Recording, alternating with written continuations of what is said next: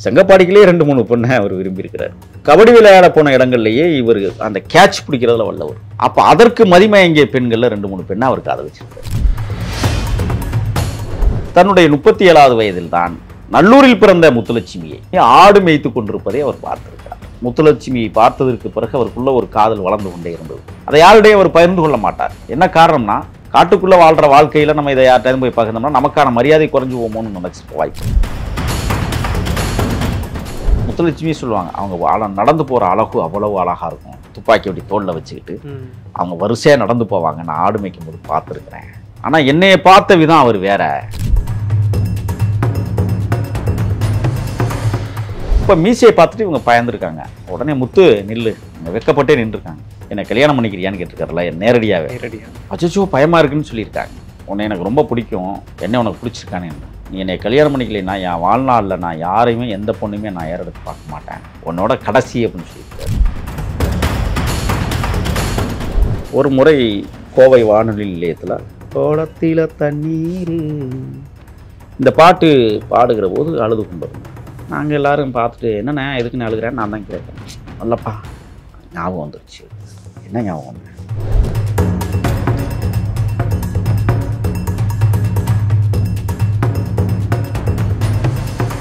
Bharat Institute of Higher Education and Research. Accord voice நேயர்களுக்கு வணக்கம். நான் உங்க சுஷீந்திரன். இன்னைக்கு நம்ம கூட ஸ்பெஷல் கெஸ்ட் யார் இருக்காங்கன்னு பார்த்தீங்கன்னா திரு முகில் வீரப்பன் அவர்கள். வணக்கம் சார். வணக்கம். எப்படி இருக்கீங்க? நலமா இருக்கேன் சார். வீரப்பன் அவர்களை பற்றி நிறைய விஷயம் நம்ம பேசிட்டு வந்துட்டு இருக்கோம். அவர் எவ்வளோ பெரிய மாவீரன், காட்டுக்குள்ளே என்னென்ன விஷயங்கள்லாம் பண்ணியிருக்காரு அப்படின்ற மாதிரி நிறைய விஷயம் பேசுகிறோம். அவருடைய இன்னொரு சைடு என்னன்னு விரும்புகிறோம்னு பார்த்தீங்கன்னா, அவருடைய காதல் வாழ்க்கை எப்படி இருந்துச்சு, இவர் எந்த பெண்ணை காதல் செஞ்சார், டீட்டெயிலாக சொல்லுங்கள் சார்.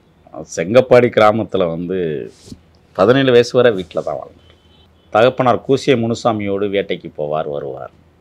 தாசரி செட்டியார் உருவாக்கி வைத்திருந்த வயக்காடுகளை வாடகைக்காக போட்டவர் அண்ணன் மாதையன். ஒரு பக்கம் விவசாயம் நடந்துக்கிட்டு இருக்கு, ஒரு பக்கம் வேட்டை நடந்துக்கிட்டு இருக்கு. அந்த 10 பருவத்து காலம், பள்ளிக்கூடம் ஒதுங்காத நாட்கள். செங்கப்பாடிக்குள்ளே 2-3 பெண்ணை அவர் விரும்பியிருக்கிறார் ஆரம்ப காலகட்டங்களில். அந்த அம்மாக்கிட்டலாம் நான் போய் பேசியிருக்கிறேன். வெக்கப்பட்டு பேசுவாங்க. என்ன சொல்லுவாங்கன்னா, மாரியம்மன் கோயிலுக்கு பின்னாடி ஒரு பூவரச மரம் இருக்கும், அந்த பூவரச மரத்துக்கிட்டே தான் உட்காருவார். நான் கடைக்கு வரும்போதெல்லாம் அவர் என்னை பார்ப்பார், நான் எந்திரிச்சு ஓடி போயிடுவேன் அப்படின்னா அந்த அம்மாவே ஒரு பேட்டி கொடுத்துருந்தாங்க. அது பாலிய காலத்தினுடைய காதல். கபடி விளையாடுவார். கபடி விளையாட போகும்போது இங்கே ஒவ்வொரு ஊருக்கும் போய் பரிசு விழுவது. இவருடைய பாலிய நண்பராக இருந்த கருப்பணனும் டிபி பெருமாளும் இணைபிரியா நண்பர்கள். பிறகு டிபி பெருமாள் மிகப்பெரிய துரோகியாக மாறி போனார் என்று அவரே சொல்லுவார். கருப்பணன் யாருன்னு சொன்னால், மலையூர் மம்பட்டியானுடைய மரணத்திற்கு காரணமானவர். கருப்பணனுடைய தம்பி பரமசிவத்தை தான் வீரப்பனார் முதல் படுகொலை செய்தார் வாழ்க்கையில். அந்த கருப்பனுடைய மூத்த தங்கை விதவை. அந்த விதவையை 3வது கல்யாணம் செய்வதற்காக மலையூர் மம்பட்டியான் விரும்புகிறார். அது சலிச்சு போனதுக்கப்புறம் 4வது புள்ள ரொம்ப அழகாக இருக்குது, தங்கச்சி ரொம்ப அழகாக இருந்திருக்கு, அதை நான் கல்யாணம் பண்ணிக்கிறேன்னு இவர் தூது விடுறாரு. கருப்பணனுக்கு அதை பிடிக்கல. ஏன் நான் அந்த பதிவுகளை சொல்கிறேன்னா, கருப்பணனுக்கும் வீரப்பனுக்கும் ஒரு நெருங்கிய நட்பு இருந்தது. அப்போ இந்த சின்ன பிள்ளைய மலையூர் மம்பட்டியா அந்த பொண்ணை கட்டித்தாரியான்னு கேட்குறாரு. கருப்பணன் பெண்ணாகரம் காவல் நிலையத்திலவே சொல்லி, என் கட்டுப்பாட்டில் தான் இருக்கான், அவனை கொள்ளுங்க, ரொம்ப தொந்தரவாக இருக்குன்னு சொல்லி, அதுக்கு பிறகு அவன் என்ன விரும்பி சாப்பிட்றான்னு பாருங்கள். தர்பூசணி பழங்கள் விரும்பி சாப்பிடுவார். எங்கே தர்பூசணிகள் பிடுங்குறாரு? மலையூரில் பிடுங்குறாரு, மலை உச்சியில் பிடுங்குறாரு. அதில் பழுத்த பழங்களுக்கு 2000 பழங்களுக்கு உட்பட்ட தர்பூசணிகளுக்கு விச ஊசி போட்டு தான் மலையூர் மம்பட்டியானை தீர்த்து கட்டினார்கள். படத்தில் காட்டுறதெல்லாம் போலியானது, பொய்யானது. இது வீரப்பனாரே என்னிடத்திலே பதிவு செய்திருக்கிறார், எங்களிடத்திலே பேசுவார். அப்போ இந்த பாலிய நண்பர்களாக இருக்கக்கூடிய கருப்பணனும் டிபி பெருமாளுடன் சேர்ந்து ஊர் சுற்றுகிறார், கபடி விளையாடுகிறார். கபடி விளையாட போன இடங்கள்லேயே இவர் அந்த கேட்ச் பிடிக்கிறதுல வல்லவர். ரைடை விட கேட்ச் தான் நல்லா பண்ணுவார்னு சொல்லுவாங்க. அப்போ அதற்கு மதிமயங்கிய பெண்களில் 2-3 பெண்ணை அவர் காதலிச்சிருக்கிறார். இதெல்லாம் அவருக்கு அதை சொல்லும்போது அவருக்கு கண்ணு கலங்கும். சிறிய வயதில் அந்த 17 வயதிற்கு உட்பட்ட காலங்களில் அவர் காதலித்தது. அதற்கு பிறகு அவர் வனம் சார்ந்த வாழ்க்கையை தேர்வு செய்து கொண்டதற்கு பிறகு பெண்களையே பார்க்காமல் வாழ்ந்த காலகட்டம். தன்னுடைய 37வது வயதில் தான் முதலாக ஒரு பெண்ணை பார்க்கிறார். 14 வயது பெண். அவங்க சொந்த ஊர் நல்லூர். யார்? பூசாரி மகள் அண்ணன் செங்கோட்டன்.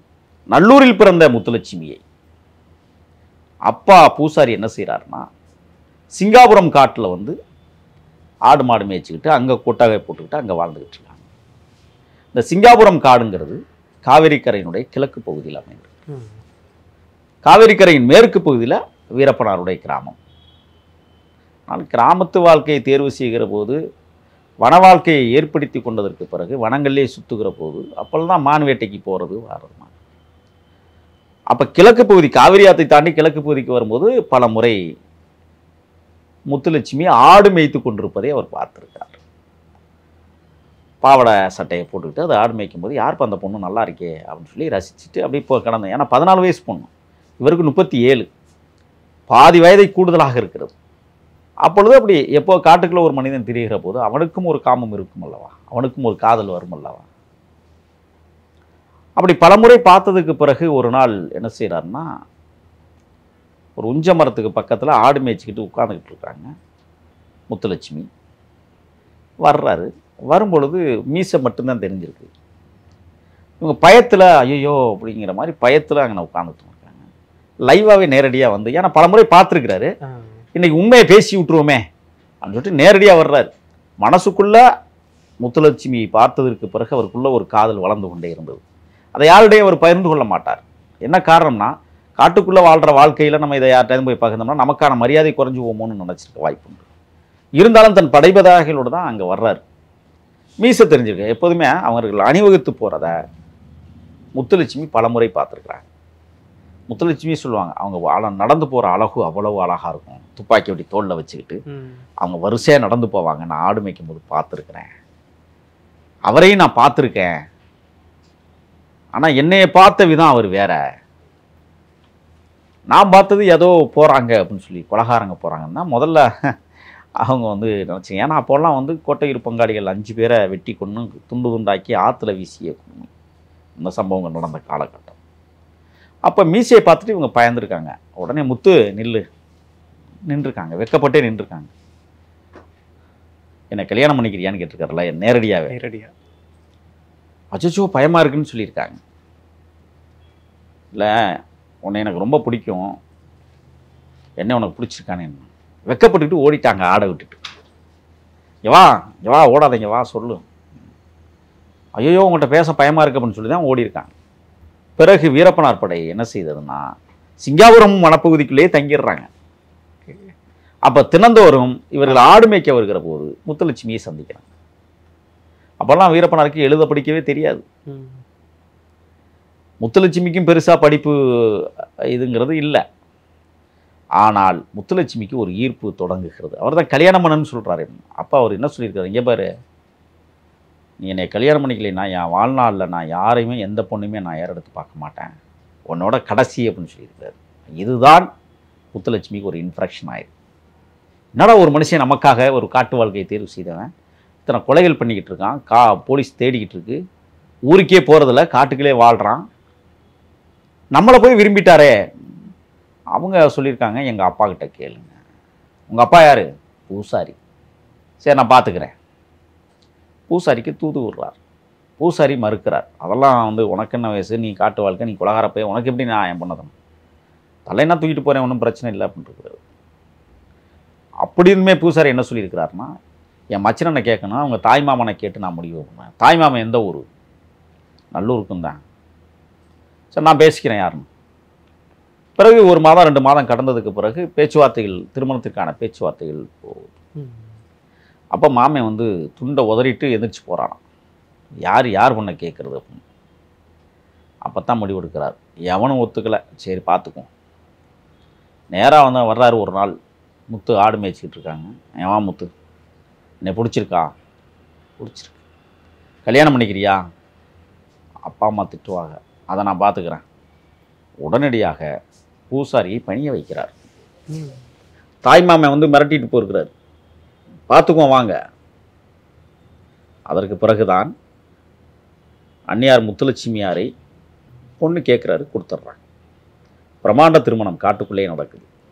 1000 பேருக்கு மேலே சாப்பாடு, எல்லா மாமிச விருந்துகளோடு, காட்டு விலங்குகளின் மாமிசங்களோடு மிக பிரசித்தி பெற்ற திருமணம். நல்லூருக்கும் பக்கத்தில் காட்டுக்குள்ளே தான் நடக்குது. நடந்து காட்டுக்குள்ளே கூட்டிகிட்டு போயிடுறாங்க. இதற்கு பிறகுதான் அவருடைய வாழ்க்கை திசை மாறுகிறது.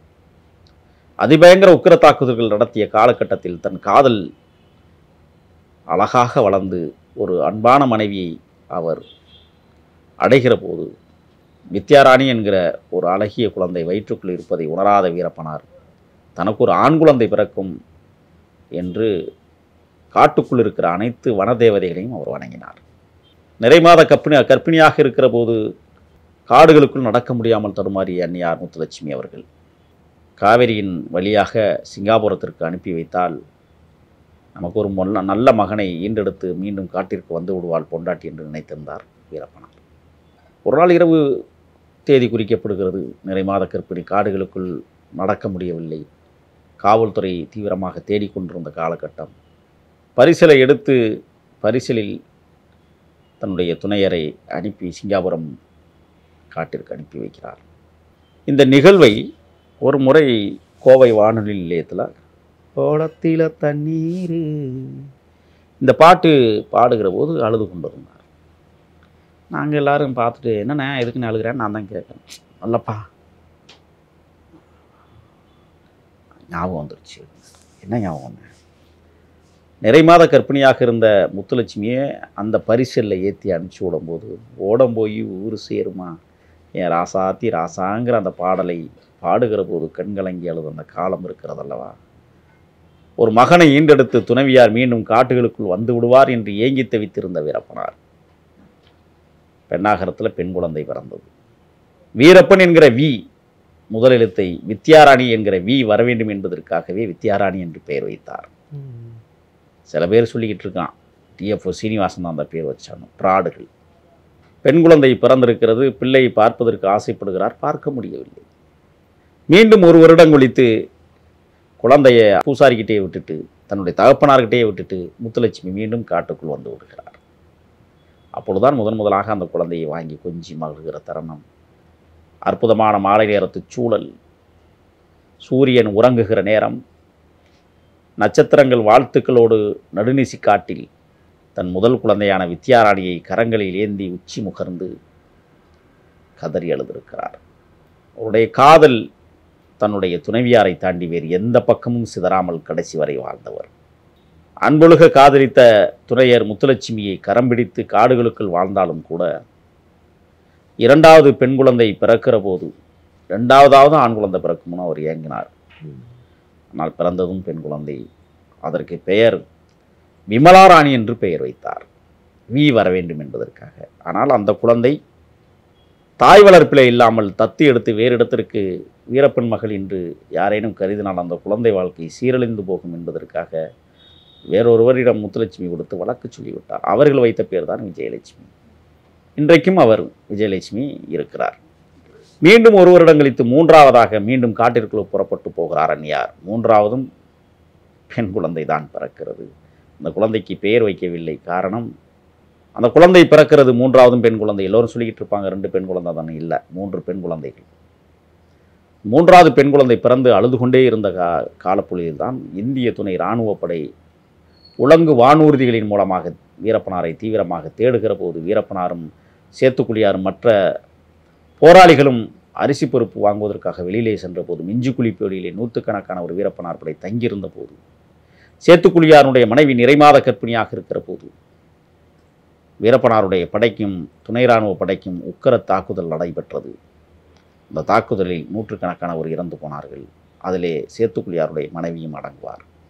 குழந்தை கதறிக்கொண்டே இருக்கிறதே, காவல்துறை உள்ளே நுழைந்து விடுவார்கள் என்று கருதிய வீரப்பனார் அந்த குழந்தையை ஒரு கிழவியிடம் கொடுத்து வளர்த்துக்கொள் என்று சொன்னார். ஆனால் அந்த கிழவி நெல்லை கொடுத்து கொண்டு விட்டதாக வரலாறு பேசியது. இதுதான் அவர்களுக்கு இருந்த அற்புதமான ஒரு காதல். நம்ம நேரலுக்காக நிறைய விஷயம் ஷேர் பண்ணீங்க சார். ரொம்ப அழகாக இருந்துச்சு. ரொம்ப நன்றி. நன்றி.